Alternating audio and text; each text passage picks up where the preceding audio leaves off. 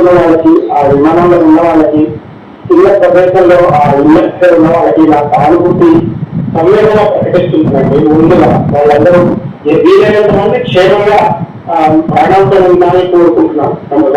సంవత్సరం ఏంటంటే ఇది ప్రమాదాలు 3 రకాలుగా జరుగుతాయి. ఒకటి వరల్డ్ హీట్ వల్ల పక్షి ఢీకొంటాం, దీన్ని కనెక్ట్ ఇష్యూ అంటారు. రెండవది ఇంజిన్ ఫెయిల్యూర్, దీన్ని టెక్నికల్ డిఫెక్ట్స్ అంటారు. మూడవది పైలట్ ఎర్రర్ అంటే హ్యూమన్ ఎర్రర్ అంటారు.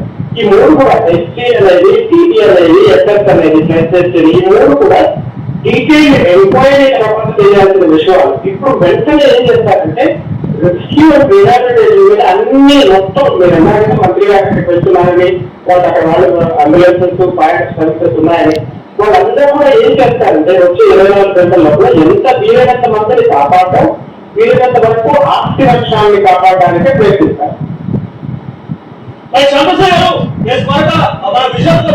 ఎక్కడి నుంచి అహ్మదాబాద్ నుంచి ఎందుకు ఇలా జరిగే అవకాశం ఉంటుంది, అంత వేగంతో వెళ్ళడానికి కారణం ఏంటి, ఈ కూడా తెలుసుకునే ప్రయత్నం చేద్దాం. మనతో పాటు retired wing commander Shyam Prasad కూడా ఫోన్ లైన్ లో కంటిన్యూ అవుతున్నారు. శ్యామ్ ప్రసాద్ గారు, సారీ ఫర్ ది ఇంటరప్షన్ ఉందండి దాంట్లో. So please continue sir.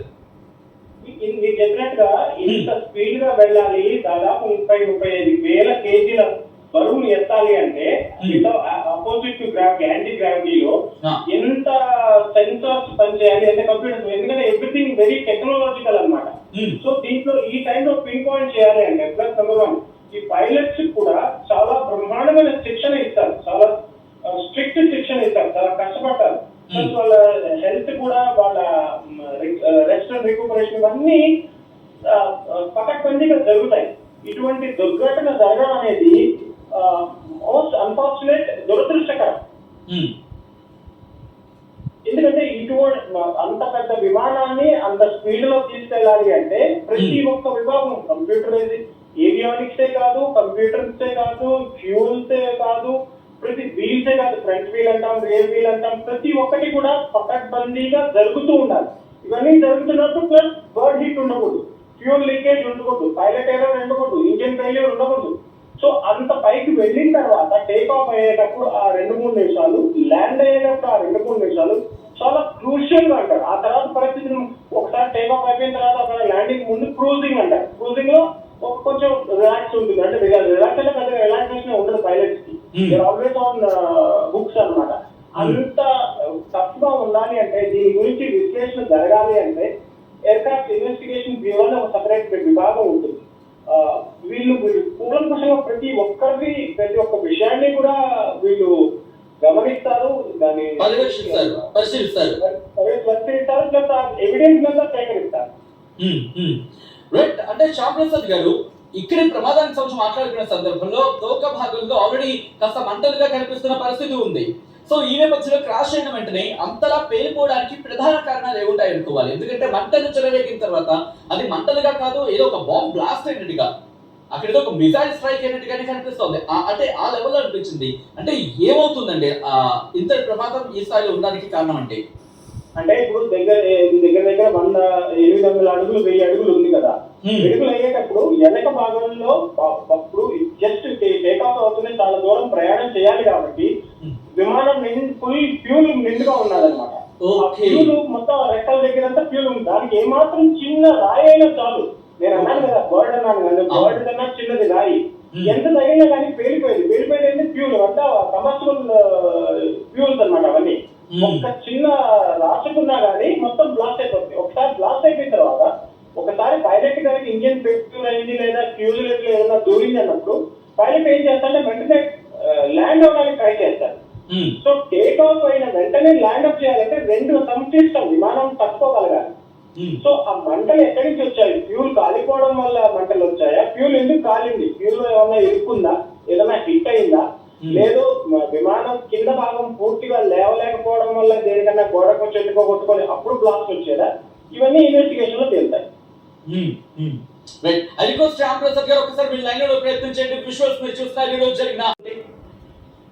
అంటే ఇప్పుడు టేక్ ఆఫ్ కాగానే ల్యాండ్ ప్రాబ్లం అనిపించింది, ఇంజిన్ లో ప్రాబ్లం అయింది, బాడీ అయింది. సో ఇమ్మీడియట్ గా తను స్పీడ్ తగ్గించి ల్యాండ్ ప్రయత్నించాలని మాత్రం క్లియర్ గా తెలుస్తోంది.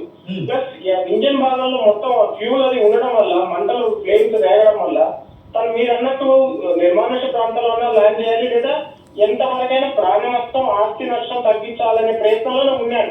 కానీ ఆ సిచ్యువేషన్ ఎలా ఉంటుందంటే అంత బరువైన విమానం గ్రావిటీకి వ్యతిరేకంగా ఆపోజిట్ డైరెక్షన్ లో వెళ్ళడం ఇవన్నీ జరగడం వల్ల ఉన్నట్టుండి అక్కడ అంత నష్టం జరగాల్సి వచ్చింది. మీరు చెప్పిన నంబర్స్ ప్రకారం కింద బిల్డింగ్ లో ఉన్న వాళ్ళు కానీ అక్కడ ఉన్న ప్యాసింజర్లు కానీ.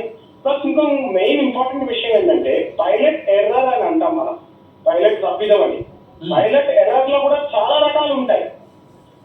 ఎర్రర్ ఆఫ్ జడ్జిమెంట్ అయిందా, లేకపోతే స్లో రియాక్షన్ అయిందా, ఫాస్ట్ రియాక్షన్ అయిందా, ఇంకా ఎక్కువ డ్యామేజ్ జరగకుండా చూసారా? మీరు అన్నారు కదా ఇదొక కుట్ర కోణం కూడా ఉందా? కుట్ర కోణంలో ఉంటే ఇప్పుడు ఒక కెప్టెన్ అనేవాడు ఉంటాడు, ఒక కో పైలట్ కూడా ఉంటాడు. వీళ్ళందరూ కలిసి సమిష్టిగా తీసుకున్న నిర్ణయం అది. ఇవన్నీ బయటపడాలంటే మనకు బ్లాక్ బాక్స్ కావాలి. ఎగ్జాక్ట్ గా రైట్. శ్యామ్ ప్రసాద్ గారు, నేను ఇంతకు అన్నాను బ్లాక్ రైట్. శ్యామ్ ప్రసాద్ గారు ఆల్రెడీ ఒక్కసారి మీ లైన్ లో ఉండండి. ఇంట్రెస్టింగ్ పాయింట్ మీరు టచ్ చేశారు, వచ్చే ప్రయత్నం చేస్తారు. అంతకన్నా ముందు ఈ ఘటనకు సంబంధించి దీన్ని కాక్పిట్ వాయిస్ డేటా రికార్డ్ అంటారు. వాయిస్ రికార్డ్ అవుతుంది, డేటా రికార్డ్ అవుతుంది. అంటే ఎలివేషన్ విమానం ఎంత ఎత్తులో ప్రయాణిస్తోంది, ఎంత స్పీడ్ లో ప్రయాణిస్తోంది, దాని టెక్నికల్ పారామీటర్స్ ప్రకారం ఆ ఎత్తుకు చేరిందా లేదా, ఎందుకు చేరింది, చేరకపోతే ఎందుకు చేరలేదు, చేరేటప్పుడు పైలట్ ఏటీసీ మధ్య ఏ చర్చలు జరిగాయి, ఇవన్నీ కూడా నిక్షిప్తంగా అర్థమవుతుంది. సో ఎయిర్ క్రాఫ్ట్ ఇన్వెస్టిగేషన్ అనగానే, ఎయిర్ క్రాఫ్ట్ యాక్సిడెంట్ అనగానే మూడు సిబ్బంది విభాగాలు వెంటనే వెళ్ళిపోతాయి. ఒకటి ప్రయాణికులను రక్షించడానికి, రెండు ఎయిర్ క్రాఫ్ట్ అక్కడ సరౌండింగ్స్ అంతా సెక్యూరిటీ చేయడానికి, మూడోది మోస్ట్ ఇంపార్టెంట్ బ్లాక్ బాక్స్ ని పట్టుకోవడానికి. దాంట్లో ఉన్న రహస్యాలన్నీ నిగూఢమై ఉంటాయి. అసలు ఏం జరిగింది, కుట్రకోణం జరిగిందా, బర్డ్ హిట్ జరిగిందా, ఇంజిన్ ఫెయిల్యూర్ జరిగిందా,